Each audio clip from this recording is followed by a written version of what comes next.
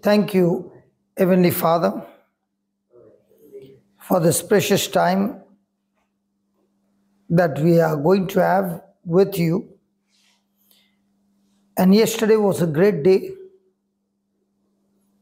Even though the flight came late, but Lord, you gave us so much of new revelation and understanding, and we thank you for the same. Thank you, Lord, your word revealed to us the truth that we need to make corrections in our life. And through this corrections, O Lord, there is repentance. And where there is repentance, there is the kingdom of heaven manifested in glory. Thank you for teaching us these powerful truths, that we can stand on a solid rock, Jesus, that no matter what storm comes, we are able to withstand every pressure of life and walk into victory. Thank you that our hearts are open to receive new incorruptible seeds that has the potential to produce the harvest that cannot be stopped. Thank you, Father. Thank you, Jesus. Thank you, Holy Spirit, for this great, great creative miracle. In Jesus' mighty name. Amen. Amen. Yesterday we learned a powerful truth from Mark 11:23. It says, "For verily I say unto you that whosoever shall say unto this mountain, Be thou removed, and be thou cast into the sea, and shall not doubt in his heart, but shall believe that those things which he said shall come to pass, he shall have whatsoever he says." That was very powerful what we learned yesterday. You shall have whatever you say. So many people think that if I learn to say things, then I will have the creative miracle. But what Jesus said was the whole truth, and we take a part of it and we say, okay, from now on I'm going to say 100 times and I shall have whatever I say. But what Jesus means is, when you say to the mountain or you say to the problem, very important is you do not doubt in your heart, but you believe. And you believe that whatever you said shall come to pass. So the believing part is so important, that you believe from your heart, even though your mind is going to oppose, your flesh is going to oppose, but you bring every thought into obedience to Christ and you agree with God's word. Praise God. And therefore, faith works in the heart and not in our mind or in our head or in our reasoning or in our willpower or in our own understanding. No, faith works in the heart, because in the heart is your faith and not your five senses. That's why the Bible says, the just shall live by faith and not by sight. So when a person is saying, I live by faith, he's saying, I live by the evidence of the word of God, which cannot be seen. So every moment the challenge is, which one do I choose to believe? Things that are seen and things that are unseen. Because we believe things which are seen are real. But things which are seen came from things which are unseen. And the world of unseen is more powerful than the world of seen. Because the things of seen are corruptible. Things of seen are temporary. Things of seen are subject to change. So when I apply the word which is unseen, which is spirit and life, it has the power to change every physical thing, every physical situation circumstance in your life. So if you want anything to change, where do you go first? Physical or spiritual? But in our relationship where there is a conflict, where do we go? Often the physical, yeah. We fight physical with physical. Even though we are spirit being from the day we are born again, now our operating system is not physical, but our operating system is spiritual. So anything that opposes God's word, we do not tolerate it. We bring it to captivity using the word of God. So always when there is a destruction, it will always start with a seed. And the seed is your thought. And that thought you got from the word, from the information, from the knowledge. Praise God. So the question now is, which information do I allow to operate in my system? And now when Jesus said, you shall have whatever you say, now when the person is saying, he does not have what he says by faith. But yet, he believes in his heart that he has it because the word of God declares he has it. And because he believes he has it in his heart, he opens his mouth and says what is in his heart.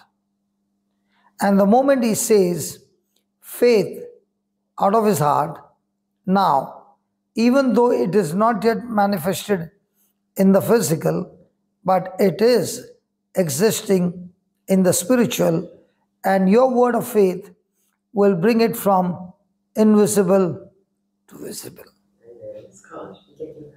So now, can you pay your bills? Can you deal with your finances?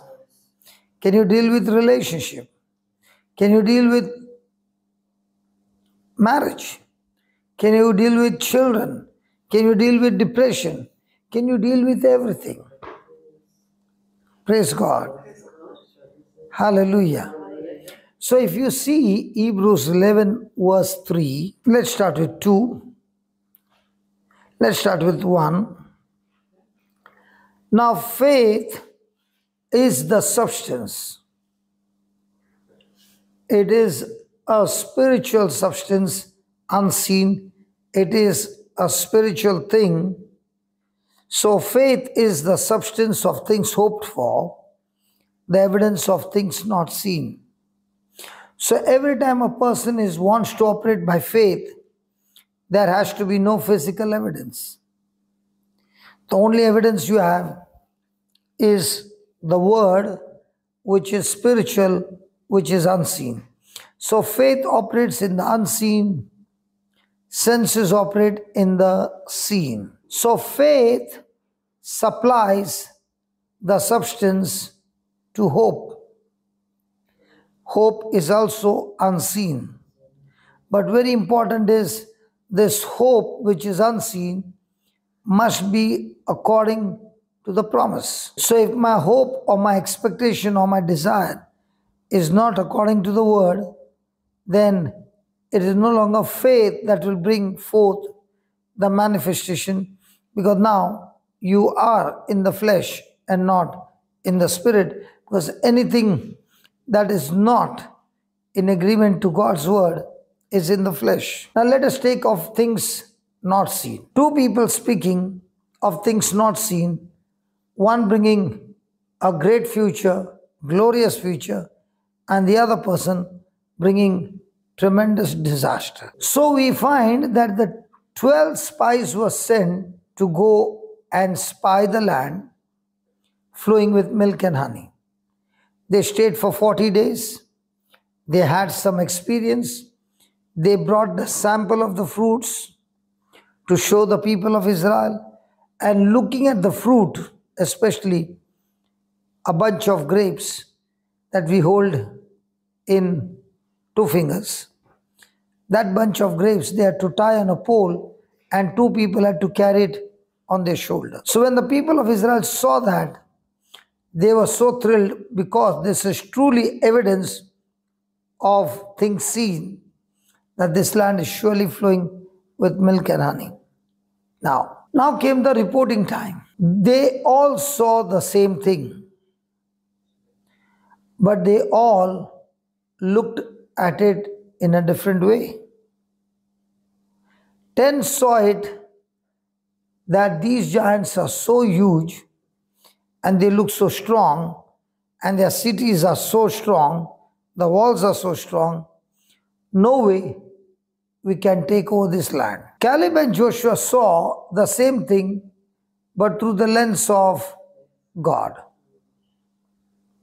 So when they saw through the lens of God, their thinking was, we can kill them. Whereas the 10 spies saw them not through the lens of God, they saw them through the lens of a grasshopper. So Caleb and Joshua spoke like giant killers, and the 10 spies spoke like grasshoppers. So the question today is, when you face a mountain, are you a mountain killer or a grasshopper? Both were speaking their imagination.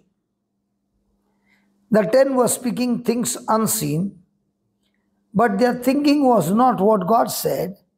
Their thinking was what they understood with their ability and potential. But Caleb and Joshua, they also spoke the unseen, but they spoke under the influence of God. What is God's ability and power on our behalf? So the same problem, all are seeing with the same senses, but the interpretation is wrong. A person who has got a thermometer mindset is a grasshopper mentality. But a person who has the thermostat mindset is a thermostat mentality, even though in a thermostat there is a thermometer, but he doesn't operate on that thermometer. He operates on a dial to fix on the temperature that he desires. So both of them are looking at the thermometer. One is totally controlled by the thermometer, whereas the other one is saying, I can see the current temperature, but I don't want this temperature. I'm going to change the temperature, the desire I want. And for you, it is so very common because you keep changing the dial, because in winter, you require a thermostat, really require a thermostat. So the temperature outside might be 1 or 2. The room temperature is 1 or 2. Now what happens to you? You want it to 18. So you turn the dial to 18. By turning the dial to 18, can you get the temperature? No. The moment you turn the dial to 18, that dial called thermostat begins to make a demand on the whole unit to start operating and not to go into a sleep mode until the temperature is achieved. So there's a demand. There's a demand. Whereas a thermometer, there's no demand. It only speaks, the temperature is 1, but has got nothing to do with thermostat, is taking the situation, receiving, agreeing to the situation. But a thermostat Christian is the one who can feel through his senses, but he says, this is not going to be my life. My life is going to be what I desire, what God has promised for me. And that's why he speaks his hope. But when he speaks his hope, what God has promised, he also sets the thermostat that hope does not remain just a hope, it has to come to pass. Have you ever heard somebody say, I wish my life would be like this? So is a person of faith or a thermostat a person of wishing or a person of getting? So when he knows that my faith has power to work for me and change things for me according to my believing and according to my speaking. So are we making a demand by setting a thermostat on the promise of God? Without the promise, there is no faith. Without the promise, there is no hope. Because when I look at my current situation and the things I've done in the past, it only brings condemnation. It only brings guilt. But because I choose to believe what Christ did for me, wow, I no longer look at what I did. I look at what Christ did for me. So is my life governed by facts or is my life governed by truths? So the word says in verse number 2, for by it, that means for by faith, the elders obtained good report. So who are the ones who will get good report? ones who have faith. The ones who have set their thermostat to what God promised them. But what about those who have set their temperature to what the doctor said? They'll get what they say, they believe. To agree. They agree, yeah. So when a person is operating under what the doctor said, is he operating by faith or fact? Faith or fear? Fear. Faith or anxiety? Faith or worry? Worry. So is he going to get a good report or the super bad report? So is it okay for a Christian to be worried? No. It is illegal. It is demonic. Very good. How many people believe that worry is demonic? Comes from the enemy. No, it's right. So can a person get worried all the time? Can the person be vigilant? I shall not steal. Yes. I shall not kill. Yes. I shall not commit adultery. But I shall not worry. I know. I never think of that. I never think of that. It's true. When I'm worried, I am actually doubting God. And now, even though I say the scriptures, I don't believe in my heart.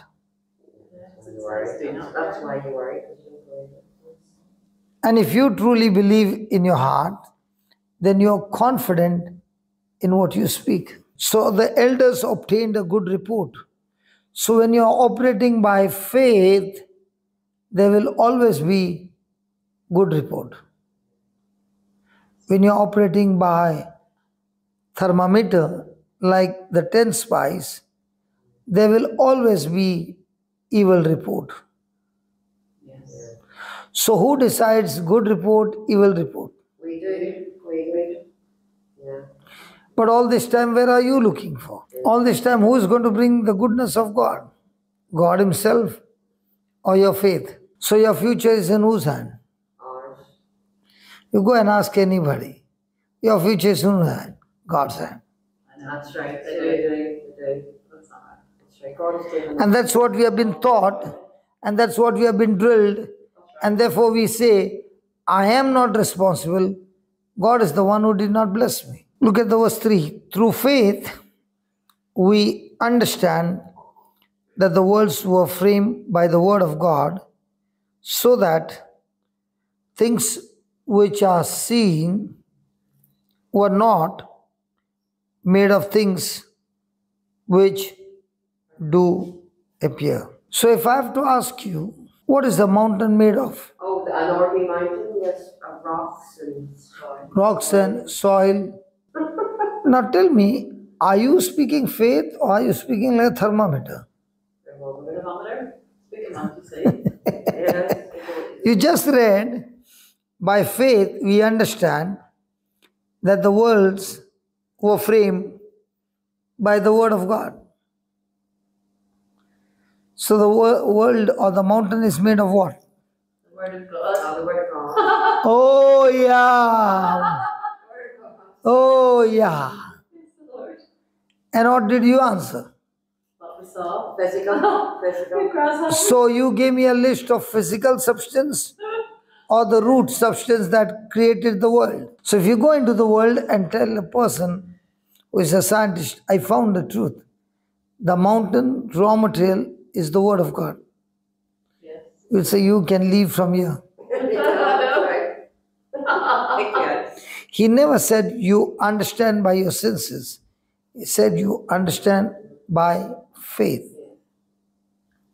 And he has given us a great secret so that things which are seen, were not made of things which do appear. Did he say so that things which are seen were not made of things which do not exist? So there are things which are unseen, but they are existing. Could anybody see COVID? See gold? COVID. Oh, COVID, COVID. Oh, right. the virus COVID? No. Could anybody see it, touch it, feel it, smell it, taste it? But was it real? It was a virus. So did that COVID affect physical bodies? Yeah, it did. Under the knee. Yeah. Did? Did that COVID kill people? Yes. Just a death or a miserable death? What was What that? was that for? Was it just a death or a miserable death? So there are things which are existing but unseen. And through those things, God has been able to create things which are seen.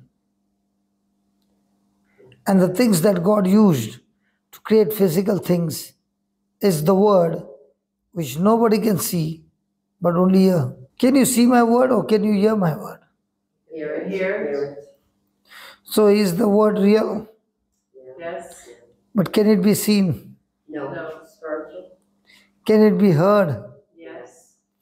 So if I receive the word and I accept it, will that word work in me? So I speak the word love, Love, from the Bible.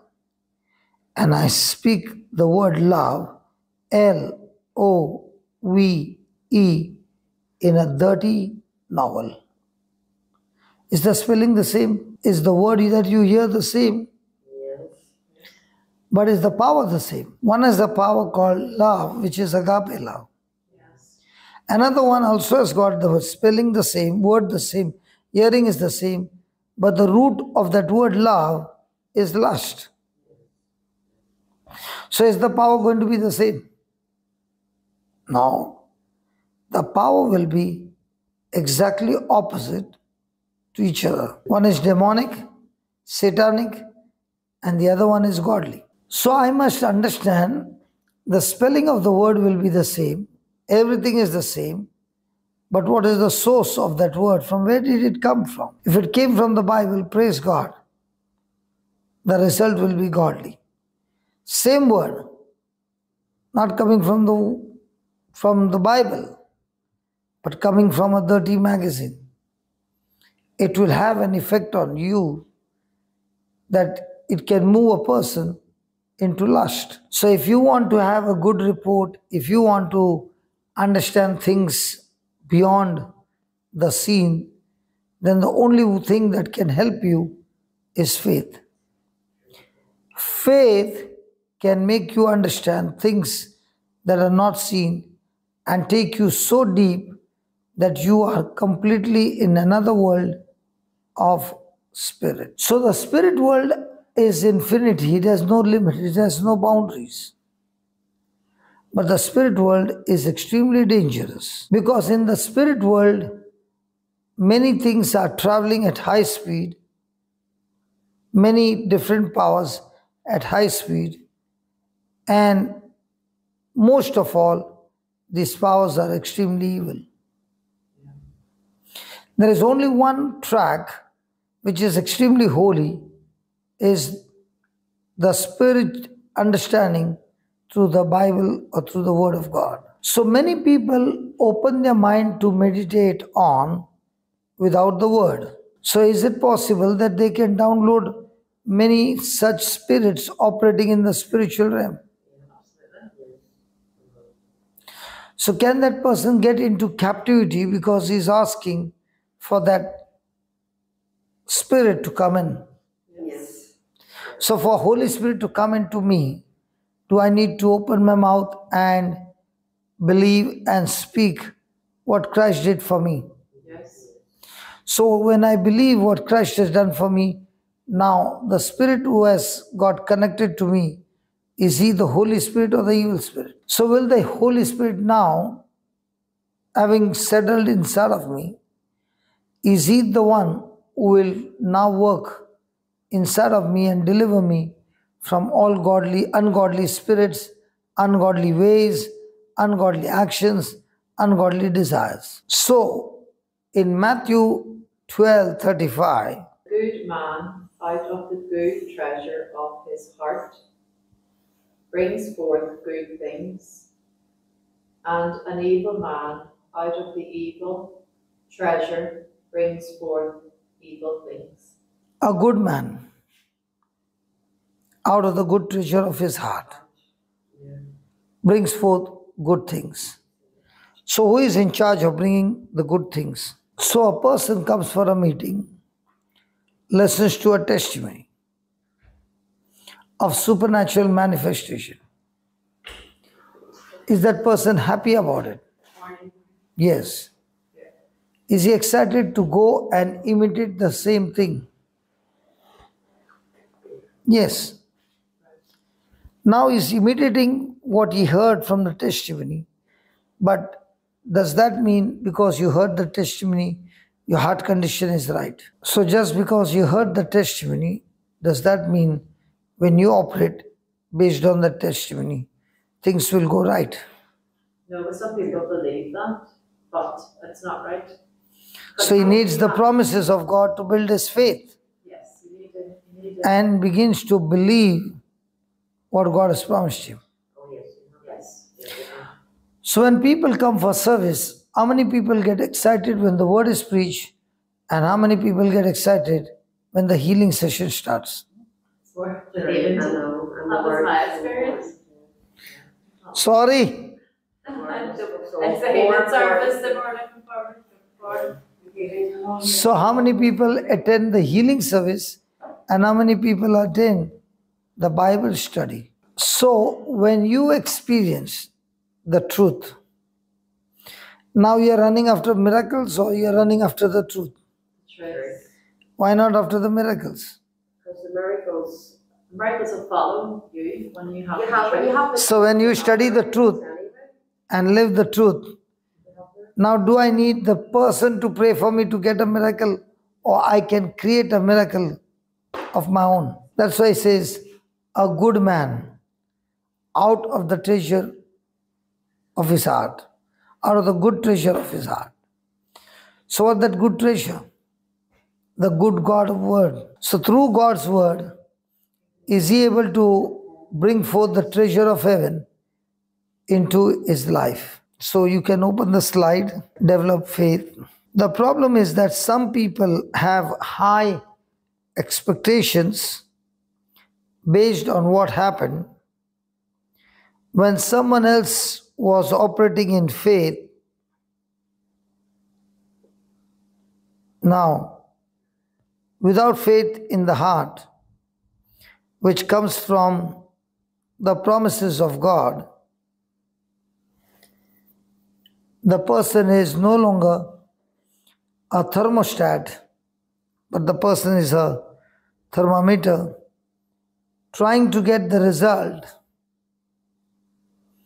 of a thermostat. So does faith come from the promises of God? Yes. Yes. But even though faith comes from the promises of God, the person is speaking the promises of God or yet his problems.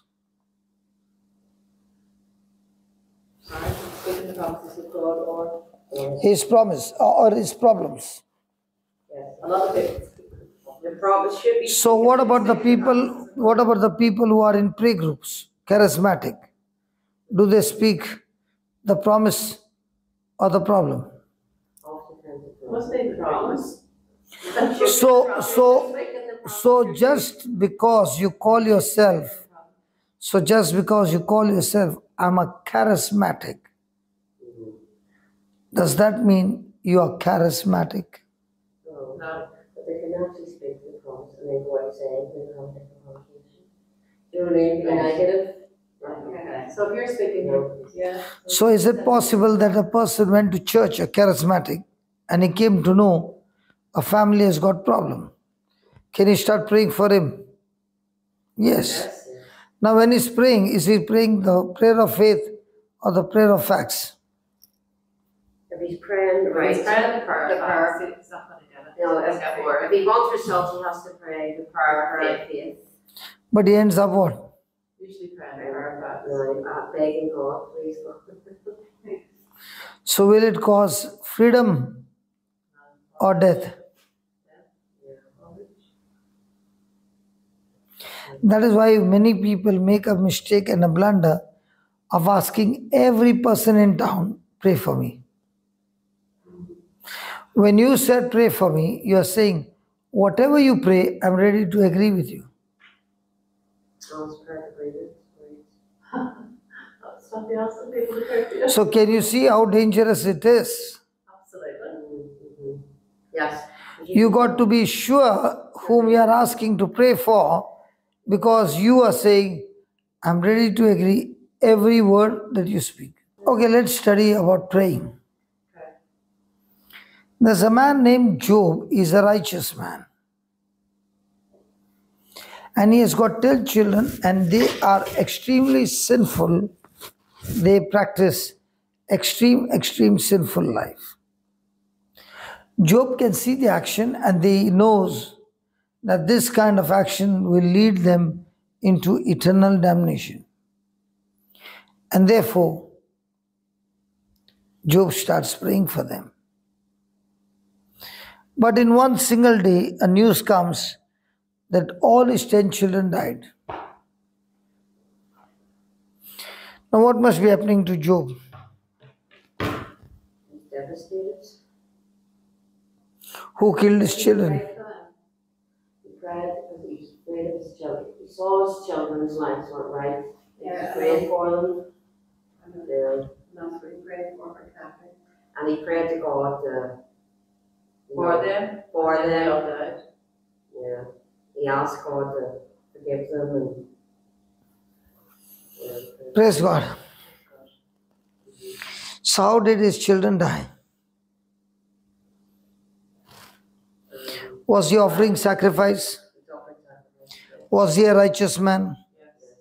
Then how come his children died in that young age? He was afraid. Because he was operating through fear. How do you know that? Because he said, my worst fears come upon me. Because even though he offered sacrifice, he did not believe in the sacrifice. He still believed that his children need more prayers. So even though he prayed, did he pray with fear or did he pray with faith? So how many times have we prayed the prayer of fear?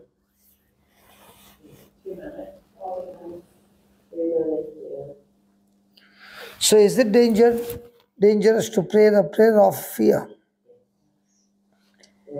Does it have the ability to kill you? Yes. Praise God. So you can write down this point.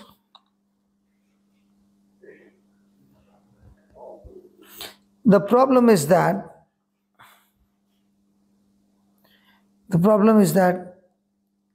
some people have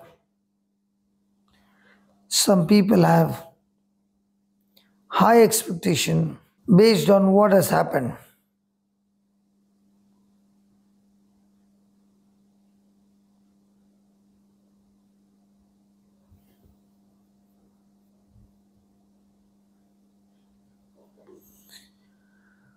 When someone else was operating in faith,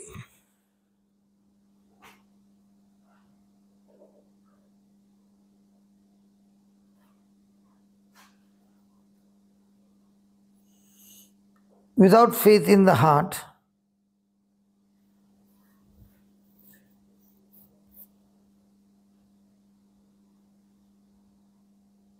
without faith in the heart, they are thermometers. Because you are not in the class, that's why you don't know what you're saying. They are like thermometers trying to get result of a thermostat. Now, was Job a righteous man? Yes. Yes. Was he a good man? Yes.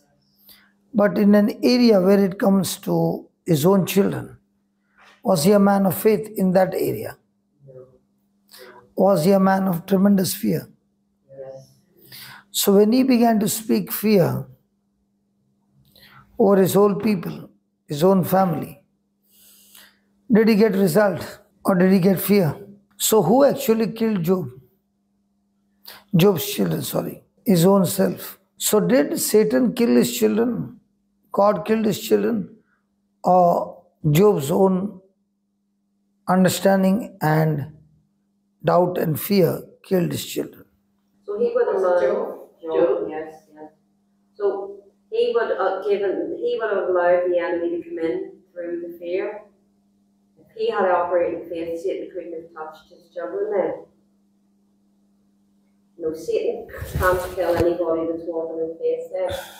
It's the walking in fear. See, Satan said, because you have put an edge of protection, he is surrounded with your goodness and he is praising you. But if you remove that boundary, then you will see him cursing you. Could you repeat that, please? Could you repeat that, please? Let's go and see it in the Bible. Verse number 9, Job 1, verse number 9. Or start with 7. And the Lord said to Satan, "From where do you come?" So Satan answered the Lord and said, "From going to and fro on the earth, and from walking back and forth on it." Then the Lord said to Satan, "Have you considered my servant Job, that there is none like him on the earth, a blameless and upright man, one who fears God and shuns evil?" So Satan answered the Lord and said, "Does Job fear God for nothing? Have you not made a hedge around him, around his household, and around all that he has on every side? Then You blessed the work of his hands, and his possessions have increased in the land. But now stretch out your hand and touch all that he has, and he will surely curse you to your face." Then And the Lord said to Satan, "Behold, all that he has is in your power. what did he say? Behold, all that he has is in your power." So all that Job has is in whose power? Did you ever think that? No. Then Only do not lay a hand on his person. So Satan went out from the presence of the Lord. so why did God say he's in your hands? You mean to say he was not in God's hand? To test Job. So would God test you by killing your children? Even though it was in the old covenant, why is God saying he's in your hands? Maybe because he saw that Job's heart, he was an upright man, and so he left the Satan have that. He had a weak spot in fear. Because he saw that Job was good in all things, so he allowed that. So God's protection was on Job, and Satan himself is saying, I cannot penetrate that hedge. But when Job opened his mouth and spoke unbelief, Job is the one who opened the gate for the enemy to strike him. That's why he said, all those things that I feared. have come upon me. So Job was operating in fear with imagination, which is negative, and Satan used that words to bring about destruction in Job's life. So is it very dangerous to make a prayer not knowing what you're praying for? But it's not too late. No, it's not. Praise God, thank God. We're still alive We here. can now grow our faith Yes. and protect everything, and Satan is not able to touch us.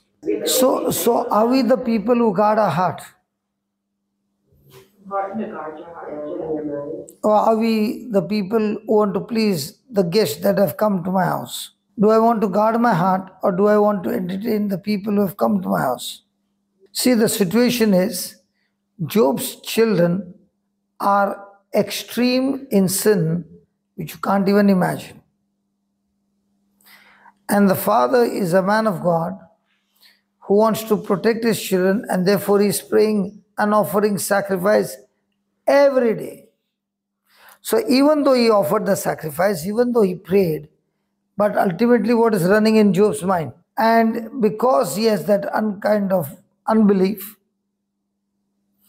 now whatever he's speaking, is he speaking in line with God's word or against God's word? So every time you open your mouth, whether to pray or praise or talk to anybody, do I need to be very vigilant in what I'm speaking? Yes. I wonder, Our Lady, she pondered everything in her heart. Yeah. It's better to be silent and think about things before you open your mouth. So Mother Mary pondered on everything that was told to her. Yes, she did.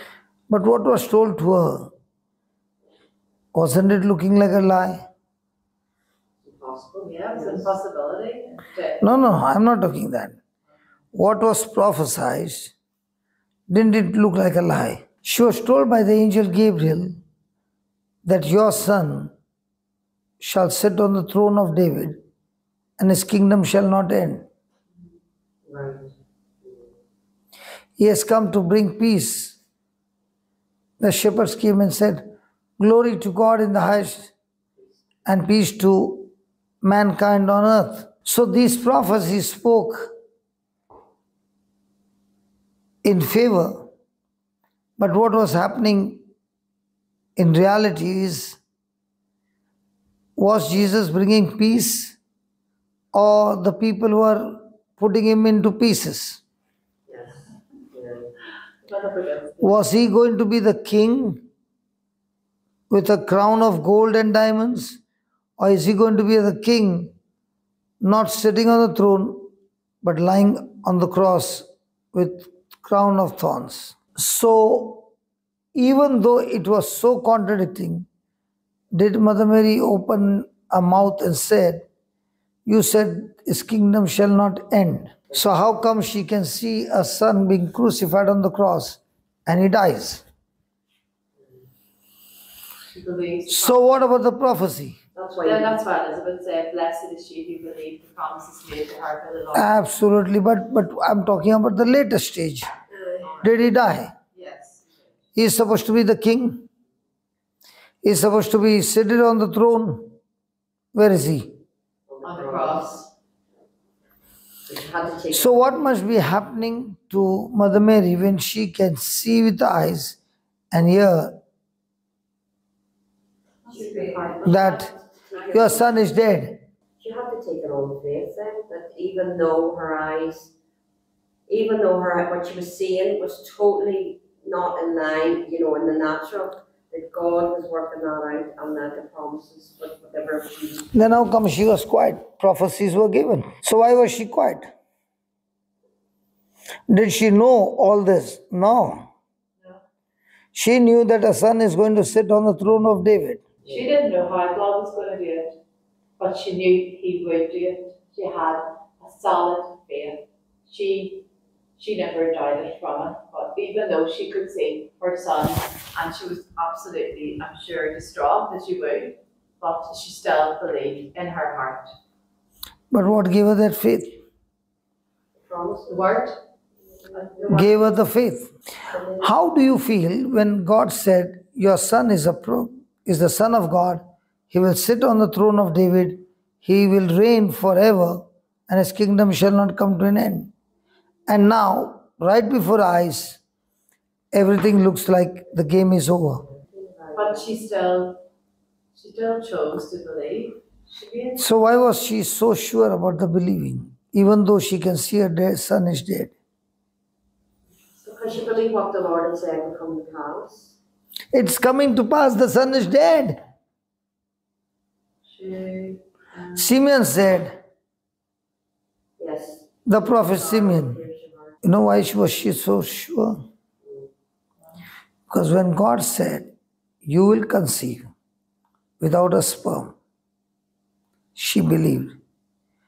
And it has never ever happened or will happen that the boy was born without the sperm. Because the birth of Jesus was purely the Word of God and the anointing of the Holy Spirit. Nobody knew, but did she know? Does a woman know the father? Yes. But regarding her, did she know? She knew Joseph is not the father because she never had physical relationship. She was engaged. But did that miracle come to pass? yes. If that one came to pass, and I can see now with my eyes, my son is dead, I don't understand a thing about it, but I do trust you that what you promised will come to pass, even though there is a physical evidence that he's dead. So, just as Mother Mary experienced through the promise the impossible, in the same way, when we too experience the impossible through the scriptures happening in our life, now you begin to shift from current situation to what God said. So, is she a beautiful disciple to teach us in our own personal life that even though she saw the facts that the son is dead, she still chose not to believe what she saw, because if God has given me the prophecy, He has to fulfill the prophecy before my very eyes. So, is it the same in our life? So, even though her son was dying on the cross, had she set a thermostat on what God said of the kingdom shall never end, Yes. or she began to weep and cry and get broken because she can see all her dreams are shattered. Praise God. So we were studying about Job Yes. and how his fear got self-destruction in his life. And so also we got to be extremely careful that when we open our mouth, we speak faith and not fear, because faith can change every situation that is coming against you in your favor. In the same way, fear can destroy you and bring self destruction in your life. So, we were studying on Job, and you were reading the ninth verse, Job 1, verse 9. So Satan answered the Lord and said, does Job fear God for nothing? Have you not made a hedge around him, around his household, and around all that he has on every side? You have blessed the work of his hands, and his possessions have increased in the land. But now stretch out your hand and touch all that he has, and he will surely curse you to your face. Then, And the Lord said to Satan, behold, all that he has is in your power. sorry. Behold, all that he has is in your power. God says to whom? Sorry? God says to whom? He said it to Job, or to Satan about Job. So, how can Satan have everything in his power? Because Job said his worst fears had come upon him. So, even though God has blessed him with his goodness, Job is having fear. That means he is doubting God. And with fear, he's making those prayers of sacrifice that he's offering for his children every day. Even though God has a hedge of protection around him, that hedge of protection works no more because Job's words are speaking against God's word. So, in the same way, God, who loves us and has blessed us and He has done good things in our life, Satan puts pressure on us so that we will doubt what God has done. And with our own mouth, we'll speak the facts and our problems and our issues. And when we do that, we ourselves break the boundaries, hedge of protection, and give the devil legal right to come and destroy your life. That's why Jesus said, the thief comes to steal, kill, and destroy when the person speaks unbelief, when the person is in worry, anxiety, and fear. But the devil cannot come to steal, kill, and destroy where the person is in agreement to what God said using his faith. So, what Job was praying, fear, did he himself hand over his children into the hands of Satan by his unbelief? Yes. So, did Satan take advantage of those words? Yes. Please understand this world is ruled by words.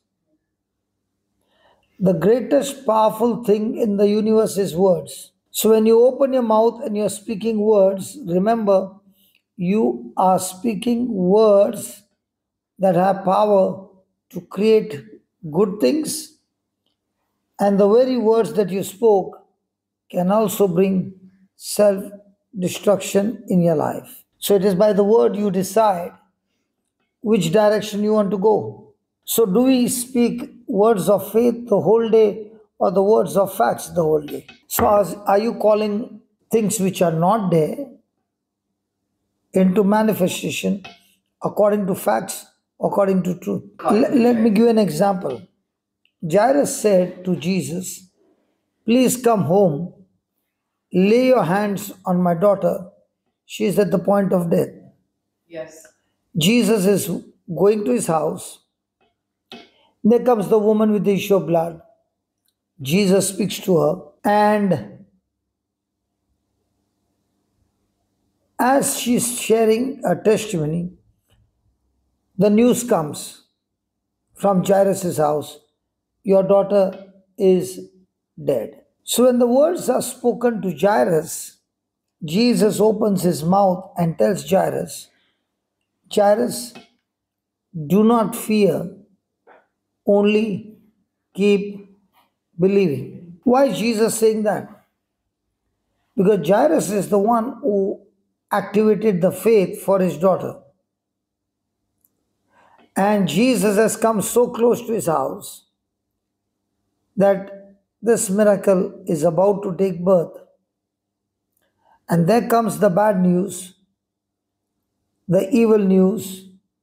And if Jairus has to believe that news based on fact, the game is over. And Jesus is saying, even though you can see the fact, I want you to continue with your faith, what you started at the beach. You see Jairus not opening his mouth even to speak one word. Which one is more powerful? That you open your mouth and speak facts, or you keep your mouth shut and you don't speak anything? Keep your mouth shut. Which one is more powerful? You keep your mouth shut and you speak words of faith. You keep your mouth shut. Two, you open your mouth and you speak words of faith. Which one is more powerful? Speaking words of faith. The first one or the second one? Second one. The word of faith. Yes. Speaking words of faith. So if I can't speak faith, then I must keep my mouth shut, then open my mouth and speak my problems and speak my facts that will destroy me. So do I need to be very careful? Oh yeah, definitely. Did On Ja- guard all the time we need to be. did Jairus get his daughter back? Did he open his mouth? So that's what God is saying. And praise God. Anyway, the men are the ones who talk a lot. The ladies are the ones who keep their mouth shut all the time. Women are the Women speak more. Women are more women are in the church. More women are in prayer. And more women speak faith. No. No. No. The women here speak more. That's what we're trying to say. Do they speak more faith or more facts? Facts. So are they the one who are going to bring self-destruction? But are they thinking that they are doing a good job for the family? Yes. No, they do. But ignorantly, they are causing more damage in the family Trade fortune. because they believe they are spiritual beings, whereas the spouse never comes to church. Yes, that's true. But might be he's never opening his mouth and speaking those problems. It's a better one. It's better. And might be he's dealing with those problems without opening his mouth. But the wife, who is a spiritual lady and a prayerful lady, is speaking those problems and magnifying it so much that she gets the husband into worry. So now is she a killer? Yes, it's spreading the destruction. Yes. She is a prayerful lady who is the killer. A prayerful lady who is killing her own family with her own words and calling self-destruction in her own life. So now this woman is a good lady or an evil lady? She's a good lady. Oh my God. She's evil? And you are so much in majority and still I'm sitting here. They are not spiritual at all, but thank God they don't open their mouth and speak the problems. So if a person is saying, I'm spiritual, your spirituality is not based on you praying. Your spirituality is based on who you choose to believe. Yes. Oh, yeah. So when you're worried and anxious, you don't believe Christ, you believe the devil. That's right. And you speak his words, not Christ's words. Which one is more powerful? You speaking the devil's word and the husband speaking no word. So from now on, all of you will go back and say, husband, I'm so sorry. Yes. Now I realize I was the cause of bringing so much of destruction in our marriage, in our relationship, in our family, in our children, because I learned only to speak what I felt, what I saw. So let's go back to the slide and let's see again. You can write down this. The problem is, write down, the problem is that some people have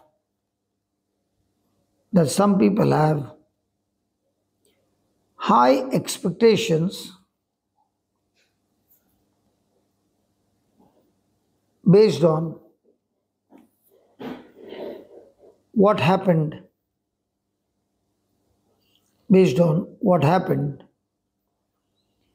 when someone else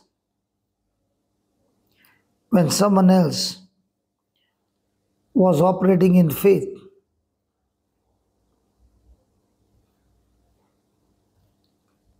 Without faith in the heart,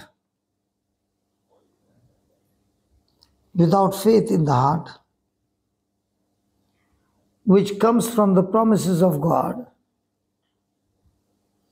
without faith in the heart, which comes from the promises of God,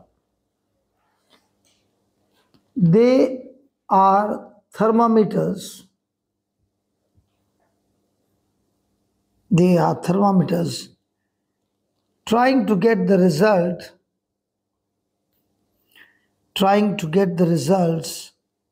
of a thermostat. There is no connection. There is no connection between the words of their mouth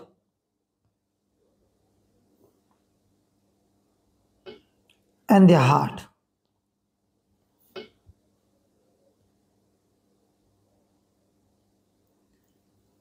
Which is designed to produce results. So tell me, How many people in the church do you find talk like a thermometer? Most of them. Mostly. How much of our prayers are like a thermometer? Most of them. And if you talk like a thermometer, but you want to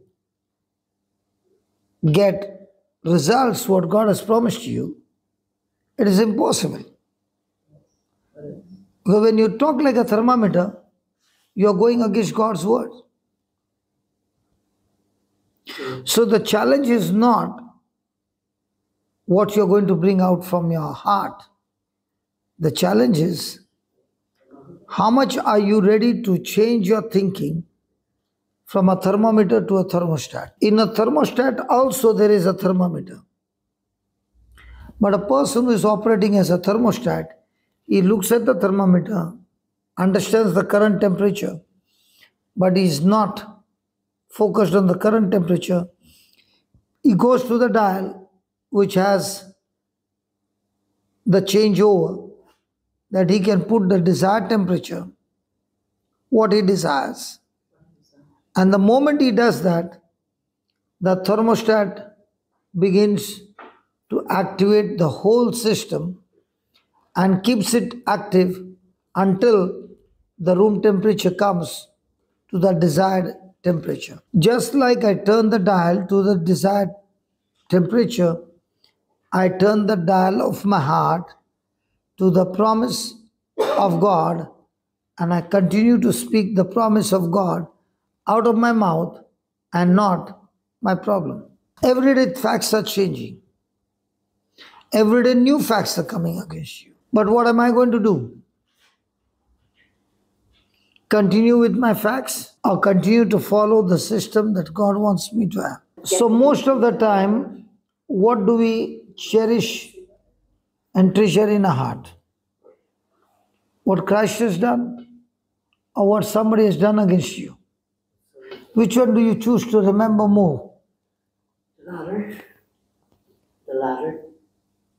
What's the latter? So What Christ has done. against us. What Christ has done. We don't know if we choose to do the latter. So if you choose to think about, believe what others have done against you, now that kind of thinking, will it bring goodness of God or self-destruction? And that is why you see there are so many wonderful people, but their issue is they are very sensitive to what people said, and they can get into extreme offense, extreme bitterness, and they do not want to have anything with you because by now they hate you. So following this kind of system, will it bring the goodness of God or disaster? So the person goes to 10 preachers for praying over. And the person says, pray over my child. I say, what for? And now she narrates everything. Now when she is speaking those things in the spirit, are those things supposed to increase or decrease? So what's our future?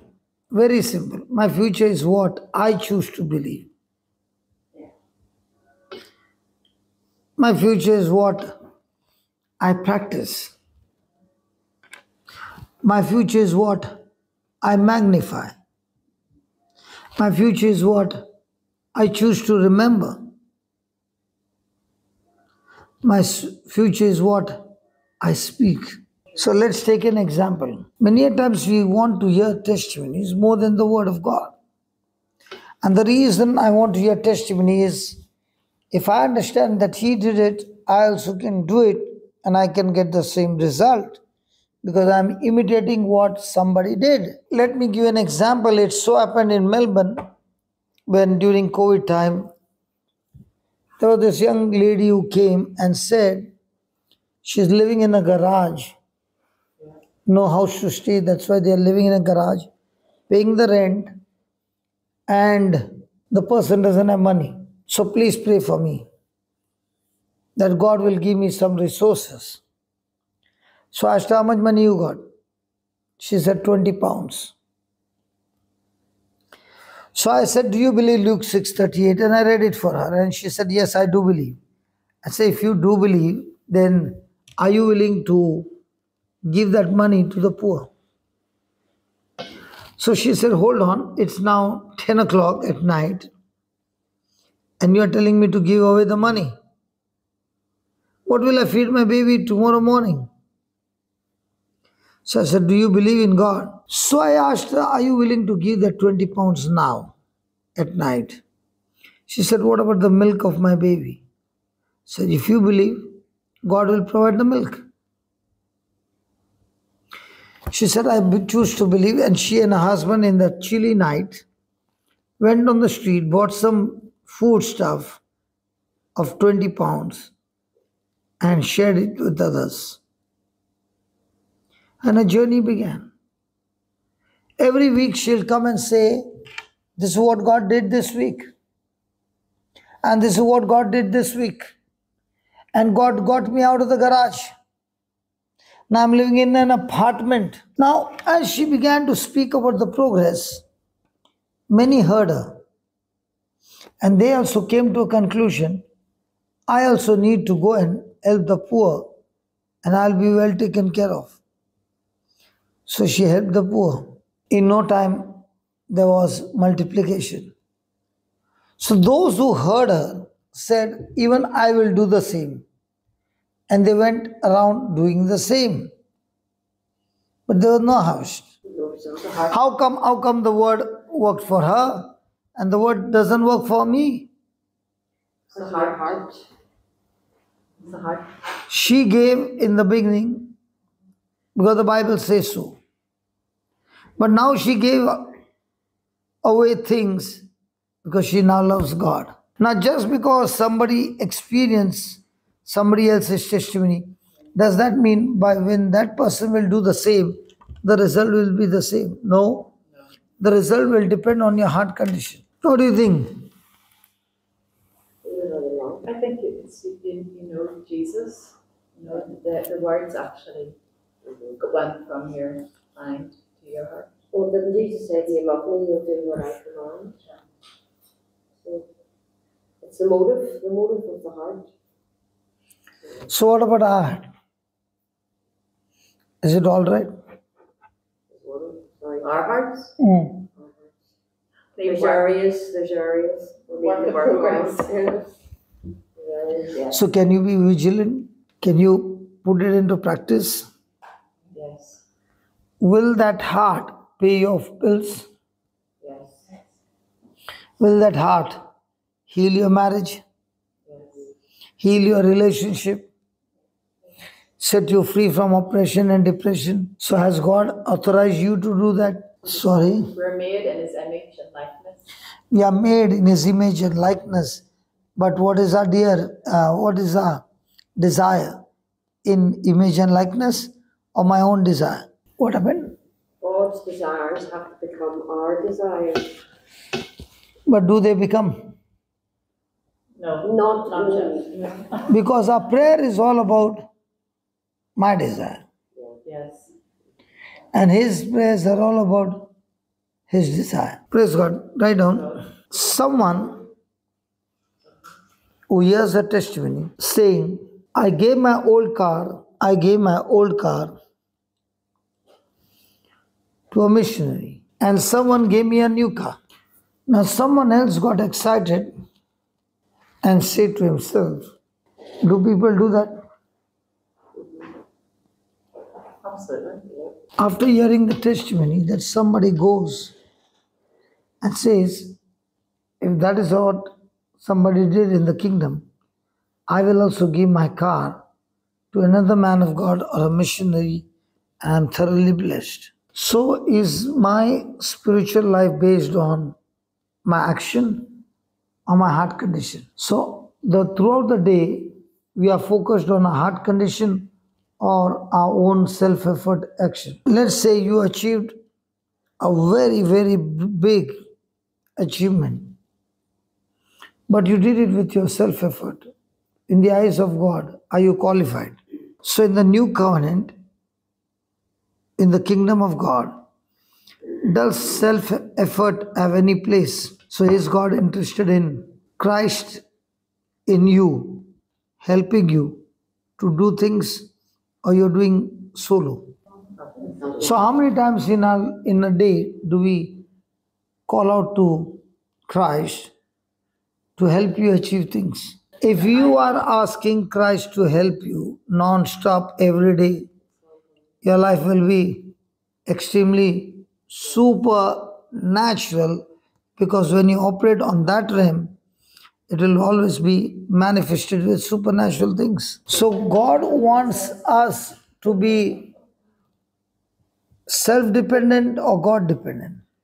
God dependent. So do we want to be self-sufficient or God-sufficient? God sufficient. But what is the world teaching us? Self-sufficient. So write down, the person gets excited and gives away his old car, believing that God will send a new car.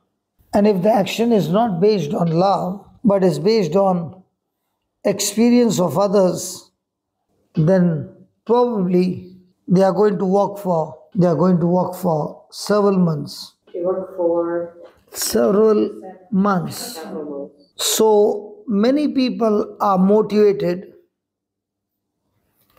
Many people are motivated by the experience of others and the greed, rather than the desire to help someone. Sorry, brother. So many people are motivated by the experience of others. Am I speaking correct, or am I confusing you? No. No, it's just like I never heard. No, it's okay. Praise God. Okay. Praise God. Thank you. So how many people do you think get excited with testimonies, and how many people do you think get excited with the truth? Yeah, the More people testimonies. with the testimonies. Most of the people with testimony or the truth? The testimony plays a part. It does help. Testimony plays the part. Let me give you an example. A had cancer. A got healed of cancer. And A comes and says how God healed that person of cancer. So A has been testifying about the benefit that came in A's life. And that's the testimony. But is the testimony about what benefit you got, or how your benefit you shared with others and brought multiple benefits in others? So what's the testimony of a Christian? What you got, or how you gave what you had got from God? Tell me honestly. No lie, okay? When a person comes and gives his testimony, what does he give his testimony? Of how much God has blessed him, or how much after receiving the blessing he has gone out to be a blessing in the lives of others. But they don't say how much they now receiving what God has given are using it in the kingdom of heaven. So most of our testimonies are selfish testimonies or godly testimonies. And not knowing, we all encourage them and motivate them with a big clap.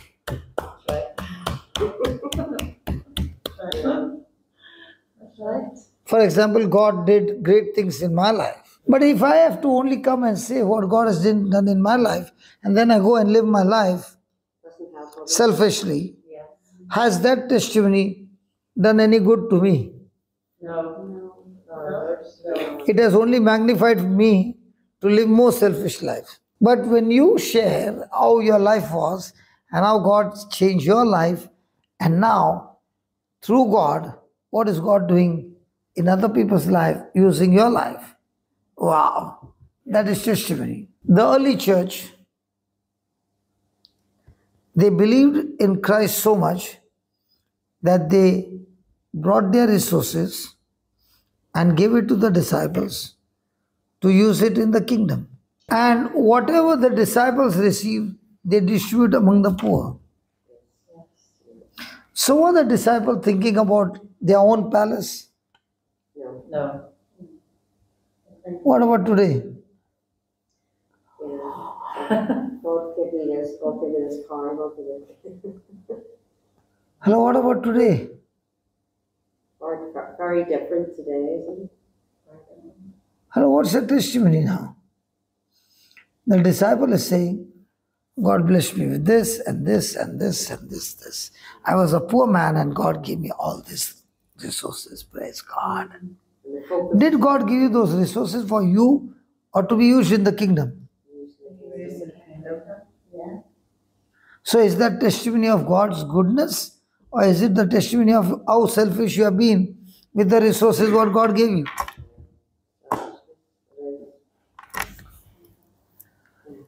Are you with me? Yes.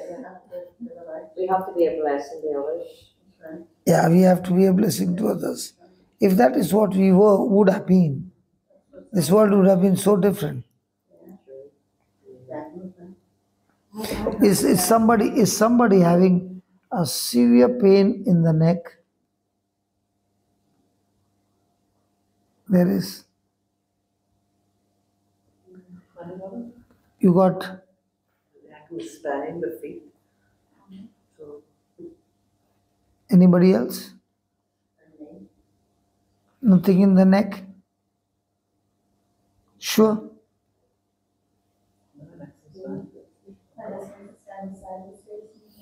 Okay. Right now, as we were sharing about the testimony, you just got healed without me praying. Can you turn your neck and check? No, not my neck, my husband's. It's his Husband's, okay. I just said that side of the So might be God is saying that you have been praying for your husband, and now during the lunch break you can call him up and he will say, what's the time now? 20 past 12. 20 past 12. He'll say exactly at 12, somewhere 12, 12:30. Suddenly the pain left me. So from now on, our testimony is going to be all about me, or like the Samaritan woman, her testimony was about her or what Christ has done in her life and how Christ changed her life. Did she say, thank you, Jesus, for the living waters? I love you, Jesus. And she went home. No. She ran and told everybody. So we go to church and we say, God, fill me with your Holy Spirit fire. And Lord, give me your fire.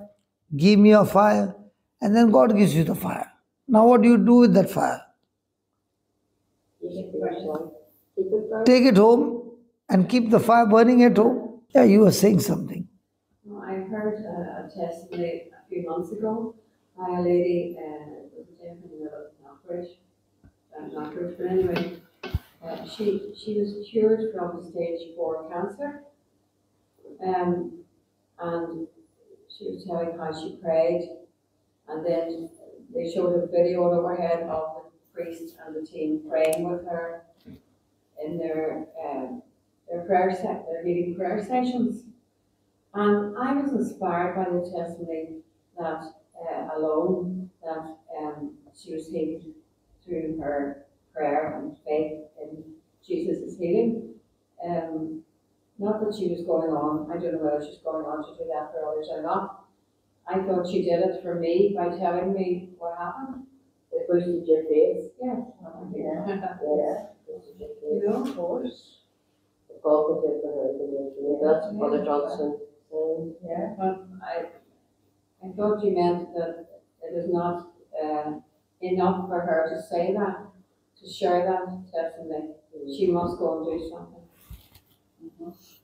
Honestly speaking, when you're born again and you love Christ, you cannot keep your mouth shut. Yes. Even when your body is saying, I need some rest, you'll still say, Lord, let's go for one more.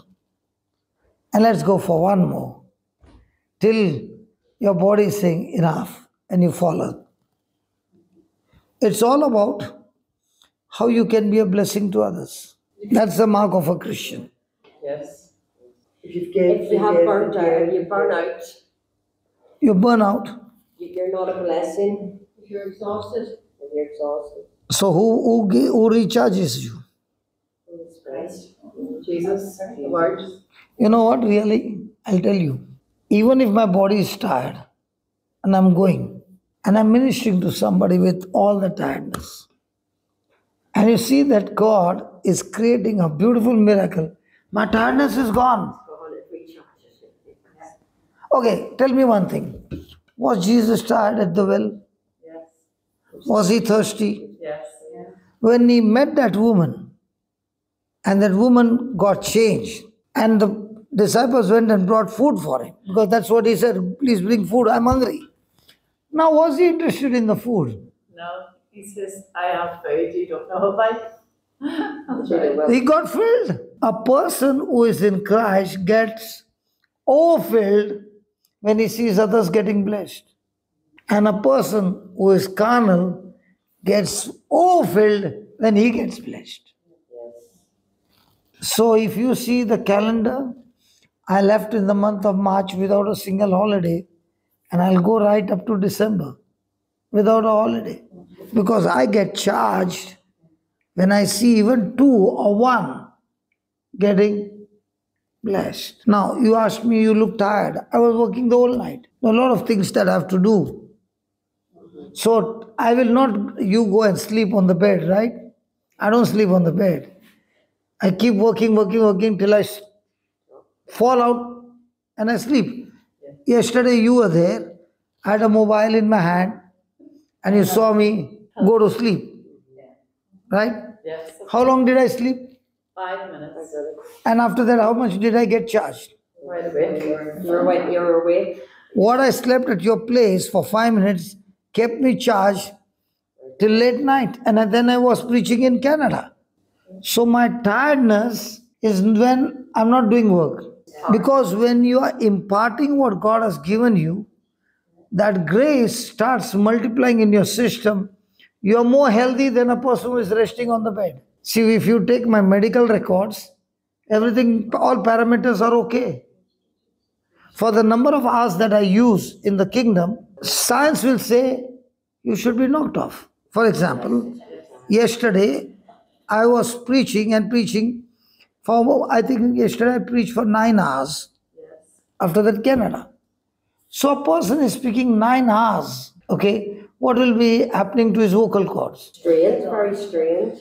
The doctor will say inflammation and this mission and that mission. But when you are speaking God's word, even if there is an inflammation, it has to get healed because the word of God heals. So it is about how do you use grace? With all that preaching, am I then saying, now that I preach, so please put some money in the box? No, you don't have. So is the money going to motivate, or is it Christ in me who is motivating me? The joy is to see simple people who are lost come to the Lord, experience His love, and that when I go, the person is saying, you know what? Even though you came for 3 days, changed my life. Yeah, I love that. I would love to get that. I would love to get that. Yeah, to get that, I have to become selfless. I have to be full of love. And I must be very quick to forgive. Amen. Because where there is love, there's forgiveness. If Jesus had no love, He wouldn't have told Father, forgive them. He would have said, Father, kill them, torture them, and torture and torture and kill them. That's hatred. But where there is love, Lord, thank you for opening my eyes. Oh, Please open their eyes, and their eyes will be opened when I sow the seeds of love in spite of what they did to me. So, Lord, now I understand and I consider that you forgive me of 10,000 talents, and I don't want to be the wicked servant who could not forgive his fellow brother of 100 pence. So, when you consider what Christ has done for you, everything will change. Now, do you see my tiredness went off? Just because I'm tired doesn't mean the class will get over. The class continues. It continues. Because as long as the class is continuing, I know one thing, lives are changing. How do you know that lives are changing? Because Jesus said, repent, for the kingdom of heaven is close at hand. So when you are hearing the preaching without your knowledge, you are saying, oh my God, I never knew this. And because I did not know, I was believing the wrong thing. Now that he is talking to me the truth, oh my God, I got the truth and the truth sets me free. And now I'm ready to make the correction. Now, when you made that correction itself is a powerful supernatural healing. That through that correction, not only you are healed, now you are going and telling somebody, I was caught up in this and I got healed. I could not forgive till that person came and told me that 10,000 talent is me. And if God could cancel my debt of 10,000 and cancel hell for me, what is that somebody did wrong to me? I can give that 100 euros easily, where God has given me billion euros debt cancellation. If you consider what the Bible says, then you can change your thinking. And whenever you read from the Bible, it will never talk to you about self gratification. It will only teach you how quickly can you put yourself to death. That's why Jesus said, those who love their self will lose it. Those who hate their self will find it. So are you supposed to hate yourself? Yes. You're supposed to hate your own life. Your own self, the old self. Yeah. Yes, hate your life. You choose Find your to. life. Do you love yourself or hate yourself? We tend to love ourselves. Well, God said it. If I love myself, I will decorate myself more and more. You look at yourself more. I think you did not hear. What is that conscious? I said, if I love myself, I will decorate myself more and more. And if I hate myself, then I'll decorate my heart more and more. What was that? If I love myself, what? I will decorate myself more and more. Decorate yourself more and more. If you Decoration, yourself, Your exterior, your appearance, stuff like that. Oh, right. you'll spend a lot of resources to decorate yourself. How do you know somebody loves self?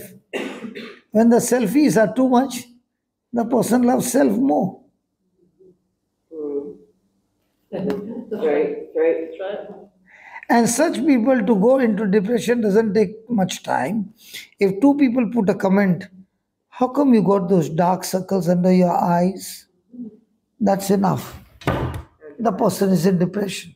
But the person who is not interested in self but interested in heart, and his heart becomes beautiful, the more his self dies. And self is always selfish. So do we need to crucify ourselves? Because self always wants comfort. Even though others are uncomfortable, it doesn't matter. But I want my comfort. I'm interested in that. And nobody messes with my comfort. So in a day, how much do you think about your comfort? And how much do you think about how to comfort others? And that's what Jesus did. That's what the apostles did. Before the Pentecost, the apostles were all about self. James, I'll sit on the right, you'll sit on the left. And all the others go home. At that time, they wanted more authority, more power, more superiority. But the moment the Pentecost came and the Spirit of God came and gave them understanding, they realized it's how much deep can I be a servant. So in the kingdom of God, if you are a servant, will you prosper the maximum? Will you get promoted the highest? But if you are a boss, you'll be struggling all your life and begin to wonder, how come I'm so talented, I'm so smart, I'm so intelligent, how come then God is not working through me? Because in the kingdom of God, you begin to become a servant. So are we now interested in serving Christ? Always. Yes or no? Yes. Bridget, you went wrong. Oh, Madeline. What is that? I never expected that from you.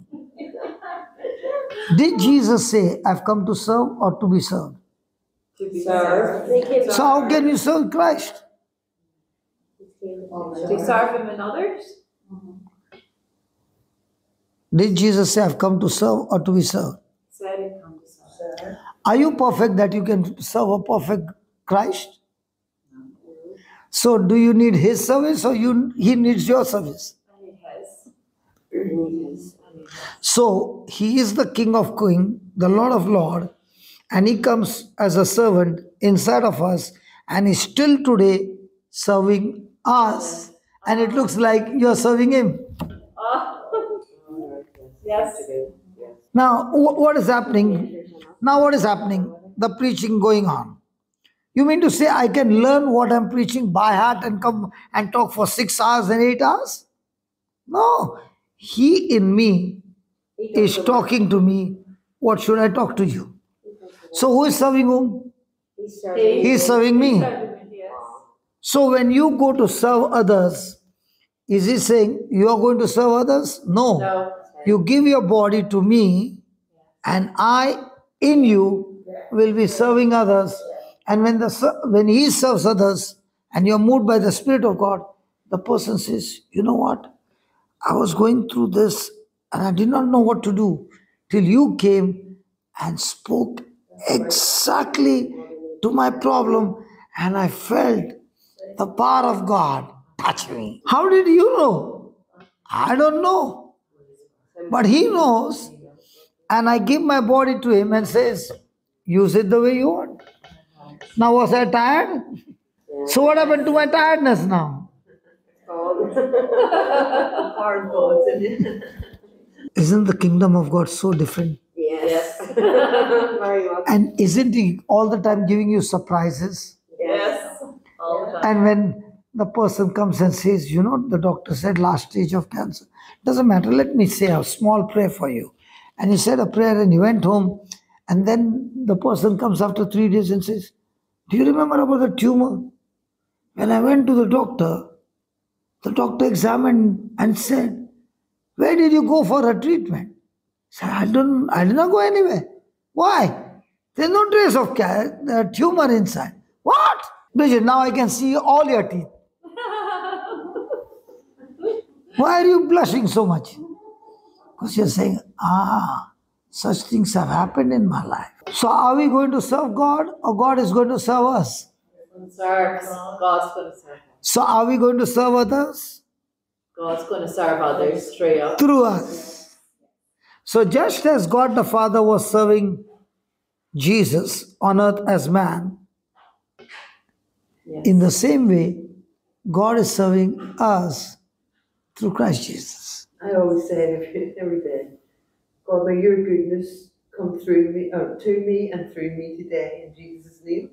And I But know God's I- goodness has been poured into your heart. Not God's goodness may come. God's goodness is in you. Only when you draw the water, it will be a refill. There's a well. There's a well. How do you draw out the water?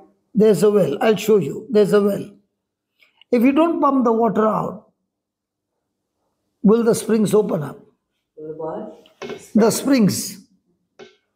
Have you ever seen a well? Does the water get refilled from underneath? Yes. From the Because of spring. of the spring. On the So unless I draw that water out to give it to somebody, will there be a refill? No. So what am I doing every day? Getting it refilled. And every day it's getting refilled and refilled and refilled.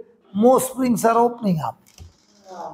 So draw it out by giving it to others. So how do you draw the water from the well? Right? That's what you asked. Yeah. Isaiah 12 verse 3 says, how to draw water from the well. Isaiah 12 verse 3. Therefore, with joy, With joy, you will draw water from the wells of salvation. how will you draw water from the well? With joy. Okay, somebody came and insulted you. Supposing. Go ahead. Now, why did you say again? That means you remember your past. And God says, I don't remember your past. So as long as you remember your past, can you take one step further? So who are the ones who can draw water from the well? Joy. So when somebody did harm to you, are you going to be joyful? Let's take an example. Paul cast out demon from a slave girl. Yes. Did he do a good job? Yes. Yes. Did he get beaten up by the owners? Yes. Was it unjust? Yes. Was he falsely accused? Yes. Was he put in the prison? Yes. Now being beaten with rods and is bleeding and is chained, is Paul sitting there and grumbling and saying, God, I said Psalm 91 today, but you never protected me. No, he didn't do that. Was he accusing God or praising God? So, are we supposed to praise God in every situation? Yes. Giving thanks to God in every situation? Yes. Did Paul do that? Yes. Was he joyful? Yes. So, when you are in a very bad situation and you are full of joy, there will be a supernatural earthquake in your life which will break the chains of the devil, break open the door, and you will experience the presence of God. And now, when the prison doors were open, chains were broken, Paul is saying to Silas, come on, God has given us the freedom, let's run. No, he's still there. And the jailer thinks that all the prisoners have run away. So he's about to kill himself. What is Paul saying? Paul is saying to Silas, keep quiet. No. The jailer is about to kill. Once he puts the knife into his stomach, then he'll say, we were here only. You deserve it. Did he say that? No. Or did he scream on top of his voice and said, don't kill yourself. We're all here. We are all here. So did that save the jailer?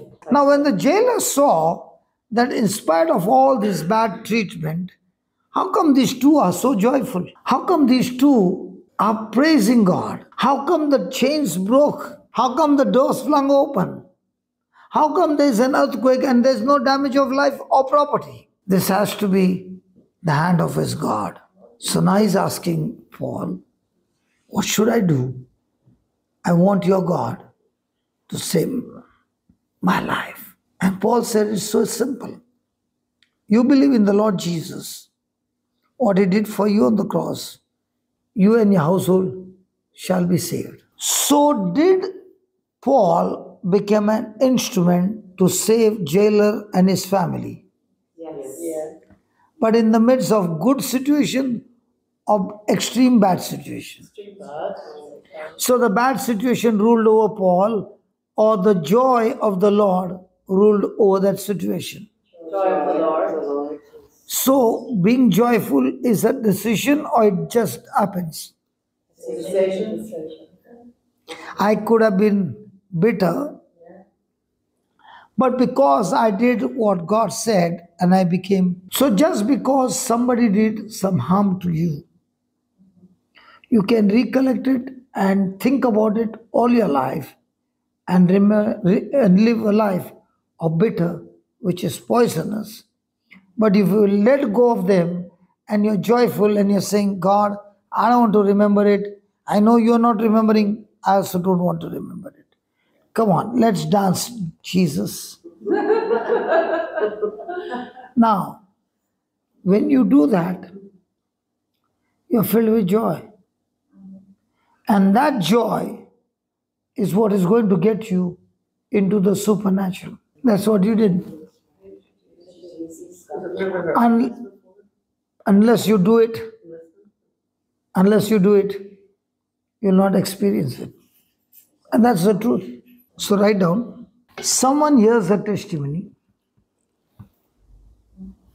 Someone hears a testimony saying, I gave my old car to a missionary, and someone came and gave me a new one. Someone can get excited hearing this testimony, starts praising God, and says, I too am going to give my old car to someone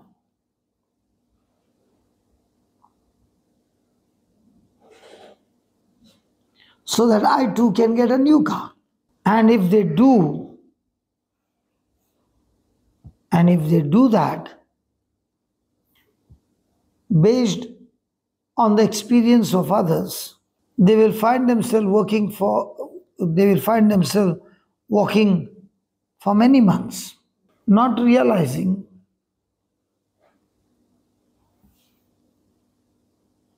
that they are motivated. They are motivated by the experience of others and greed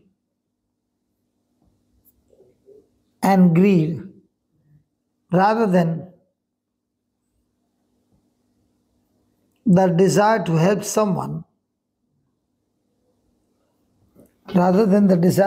someone in need.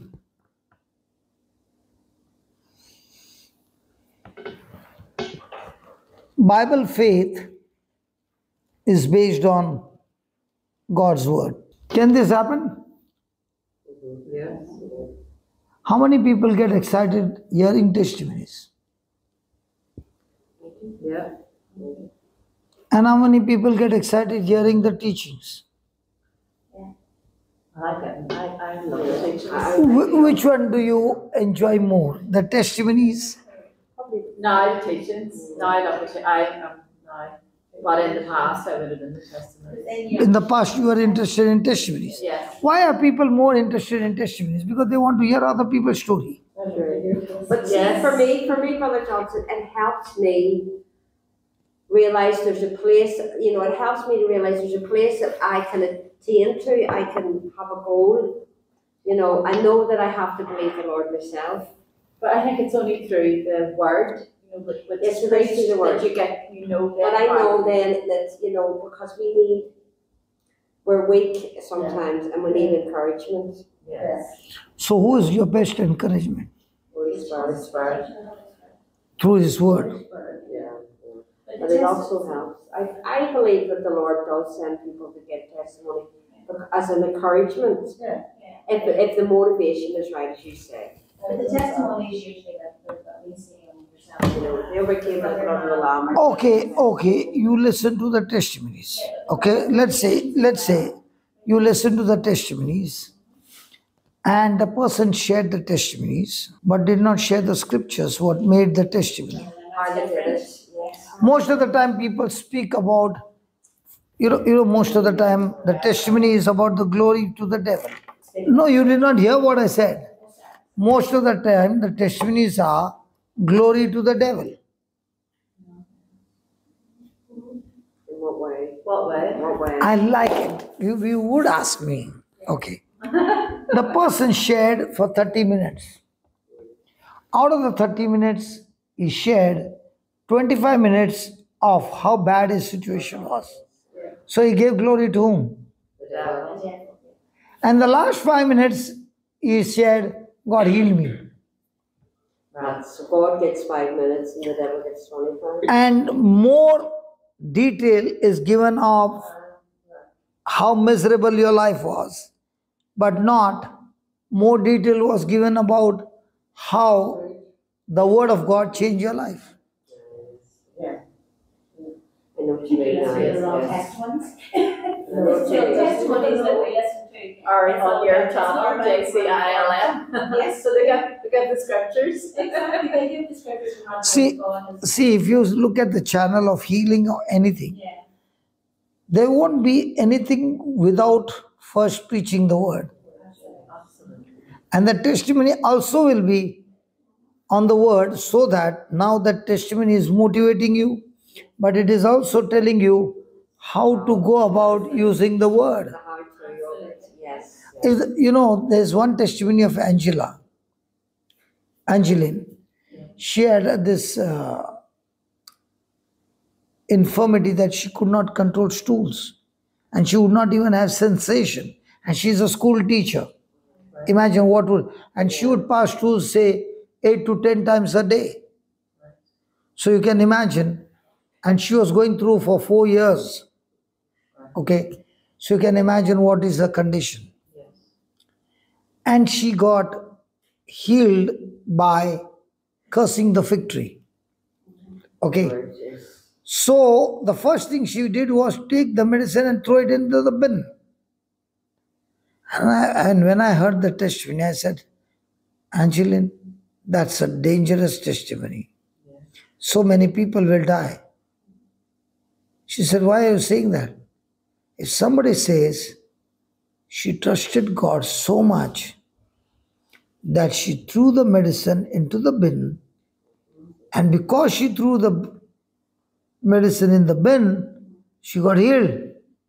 Oh, yeah. So even I will take all these medicines, throw it into the bin, and now say, God, I trust you. Now, she threw that medicine in the bin and she overdosed herself with the word of God. Now, the person doesn't listen to what he has to do. The person wants to listen to what is easy to throw. It's easy to do. I don't understand.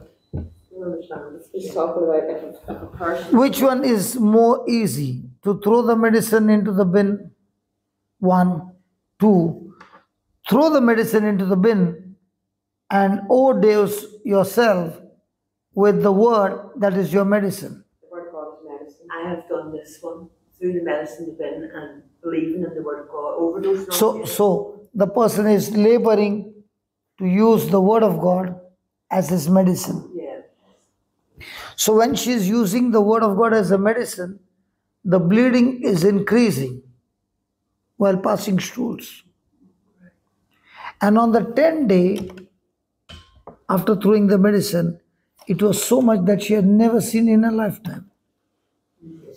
And she looked at that and she said, the just shall live by faith and not by sight. And devil, you know what? Anyway, I'm going to flush you. And she flushed. And she said, that's not going to bother me because God has already healed me and the joy of the Lord is my strength. And she even drew the diagram of her internal organ saying, this portion which was damaged, I'm making a new report. It has got healed. She took the old report, made a new report, and she wrote all those numbers. She said, this is my new report. That's a good idea. That is a good, because some people need to see it. That's right. That's a great idea. That's great. Right out the She took the old report, Yes. Xeroxed it, and wherever the numbers were wrong, Yes. she cancelled that and put her own numbers and said, this is my new report. Brilliant. I like that. And she got a new report exactly the same. And from that day till today, she's completely healed. Praise God. A doctor's report saying that she was healed because that was her faith report. I am healed. So whatever the doctor had picked, Let's say- she printed it out. But she changed what was said on it to be healthy. That she was, every report was good. So that's what she believed. See, listen, The words of Jesus healed. she had a bad report. Believe all this. Okay. Know all this. She had a bad report. She had a bad report which said you got 32 number which is very high. It should have been between 5 and 10. So she took the Xerox of that report, cancelled the 32 and put it 6. That's not all. She began to use scriptures over and over again. That's not all. Every offense, she was ready to forgive them all. So there are other things which are the root cause of why things are happening bad in our life. One of the biggest problem is bitterness. Bitterness is where you have not made a mistake. Somebody else has caused problem in your life unjustly. And now because of that unjust treatment, your response is not a response but a reaction of hatred and bitterness. Unless I let go of that person, because I've been forgiven 10,000 and this person has damaged me of only 100 euros. For example, what if you've been the person who's done so much damage and hurt more than the other people's hearts and souls, and they can't forgive you? How do you move on from that? What did she say? If the shoes are the other foot and you have caused damage and hurt and hate and the other person can't forgive you, as the What the other person is doing is none of my business. What I do is my business. you just make yourself What others did to Jesus was not Jesus' business. What Jesus responded was Jesus' business. And that's why he said, I forgive them all. Father, you also forgive them. Because they are blinded, they don't know what they are doing. Praise God. In the same way, we need to forgive. And the more you are in forgiving, you are operating in love. And where you are operating in love, the result is supernatural. Yeah. Again, nobody else is saying, but I don't know if it's going to sound silly or not. Right? But I have really bad hair, right? You have? Bad hair. I haven't got good hair. Watch out! And I've been hearing, right? And I prayed for it, right? And let go of my hearing aid, bring more of my hearing aid. Where did it go wrong? You know, I said, right, I don't need that hearing aid anymore. I'm cured. I'm healed, right? And I kept saying I'm completely healed and all the rest. But It is not manifested. yeah, that's what I'm saying. And it Okay. didn't work for 3 weeks. Okay. Close your eyes and say this.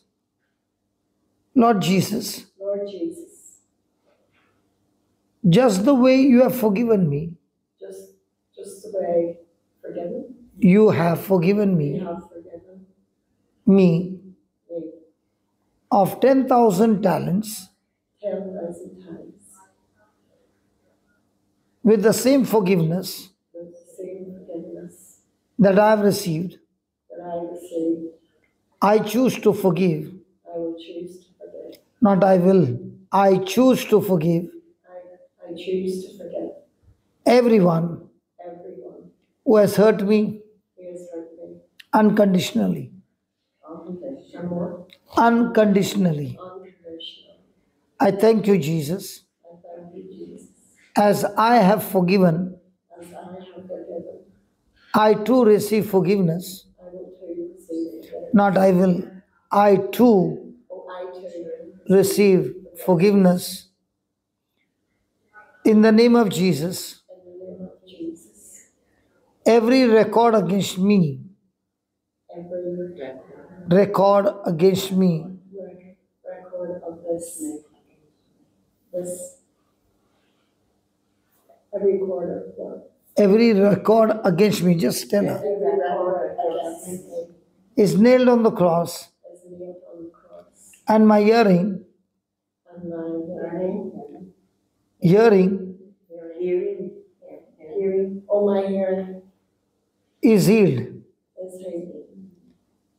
I thank you I thank you for opening my ears for opening my ears completely. completely.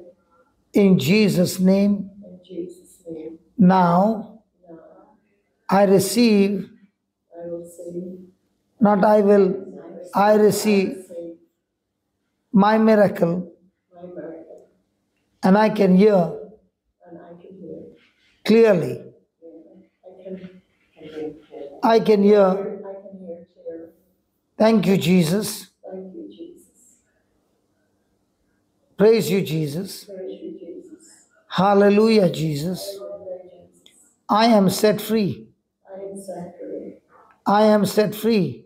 I am set free. I am completely healed. I'm completely healed. Hallelujah. Hallelujah. Thank you, Jesus. Thank you, Jesus. Praise you, Jesus. Praise you, Jesus. Hallelujah. Hallelujah. Hallelujah. Hallelujah. My ears have opened My ears are open. completely Completely. in Jesus' name. In Jesus' name. Amen. Amen. Praise you, Jesus. Now, the last paragraph, you never asked me what? Yeah. You understood. I heard last year. You heard the last part. Amen. What's your name? Amen. Where do you live? Portugal. How many children do you have? There you go. What's your husband's name? Joe. What's your children's name? Calvin here. How old are they? 37 and 34. Are they married? One is.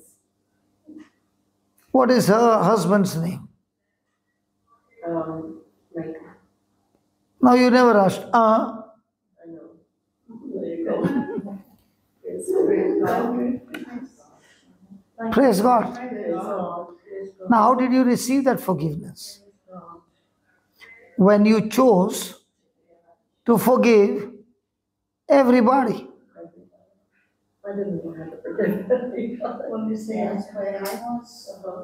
Because most of the problems in our life, especially sickness of cancer and arthritis, is the reason of unforgiveness.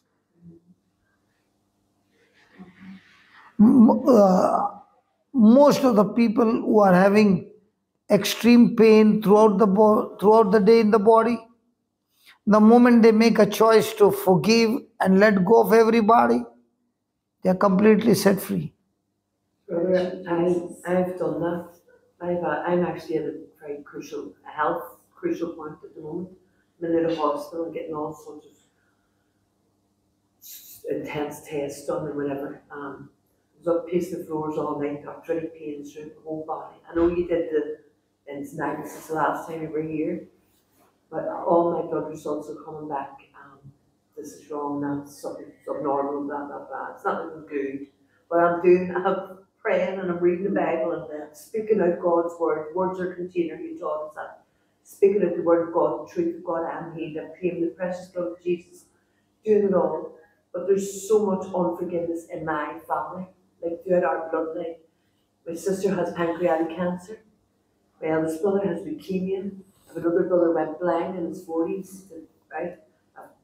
Now my question is, you are giving me all the sickness in the, hold on. You are giving me all the sickness in the family. Yes. My question to you is every person in the family rooted in the word? And I feel So it is obviously clear. Is there love in the family? No.